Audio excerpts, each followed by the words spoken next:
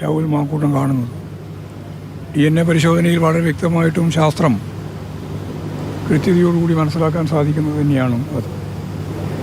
ജീർണമായ കാര്യം ഞാൻ ആദ്യം മുതലേ പറഞ്ഞത് അതാണ്.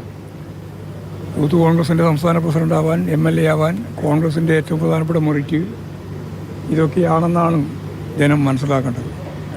അപ്പോൾ വളരെ വളരെ ജീർണമായ ഒരു അവസ്ഥ അഭിമുഖീകരിക്കുകയാണ്.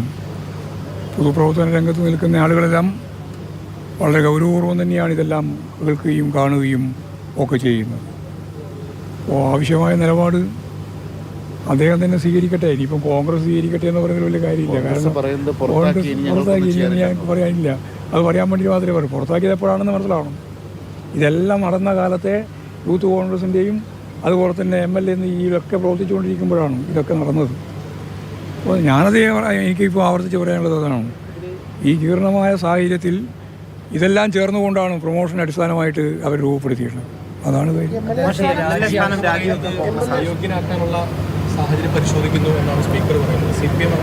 നിയമപരമായിട്ട് പരിശോധിച്ചോട്ടെ. ഞങ്ങൾക്ക് ഒരു ഡിമാൻഡും ഇല്ല. ഇതെല്ലാം ജനങ്ങളുടെ മുമ്പിൽ അവതരിപ്പിക്കപ്പെടുകയല്ലേ. ജനങ്ങൾ കാണട്ടെ, മനസ്സിലാക്കട്ടെ. ഇതിനിപ്പം മൂന്നാമത്തേതല്ലേ, ഇനി 18 വരാൻ സാധ്യതയുണ്ടല്ലോ. എല്ലാം കൂടി 1, 2, 10, 15 ഒന്നുമല്ലല്ലോ. 10-18 കേസ് സംബന്ധിച്ച് അന്നേ പറഞ്ഞാണ്. അപ്പോൾ ഇത് 3 ആയിട്ടുള്ളൂ. ബാക്കിയുള്ളത് മുഴുവൻ വരും. അങ്ങനെ വരുമ്പോൾ നമുക്ക് ഓരോന്നോരോന്നായിട്ട് പ്രതികരിക്കേണ്ട കാര്യമൊന്നുമില്ല.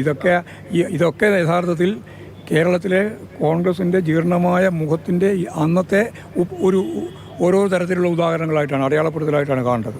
അത്രേ കണ്ടാൽ മതി. ഞങ്ങളതിൻ്റെ അകത്ത് ഒരു ആരും പറഞ്ഞിട്ടില്ല. ഇതെല്ലാം ജനം കാണട്ടെ. പിന്നെ ഇനി അയോഗ്യനാക്കിയാലും രാജിവെച്ചാലും രാജിവെച്ചില്ലെങ്കിലും എല്ലാം കണക്കാണ്. അതുകൊണ്ട് കോൺഗ്രസ്സുകാരെന്ത് ചെയ്യുന്നു എന്നുള്ളതൊന്നും ജനം മനസ്സിലാക്കുമല്ലോ. മനസ്സിലാക്കട്ടെ. അങ്ങനെ കണ്ടാൽ മതി. അങ്ങനെ വെറുതെ അതിനെപ്പറ്റി ഞാൻ പറഞ്ഞിട്ട് ഞാൻ ഈ നിലപാട് സ്വീകരിക്കണം പറയും.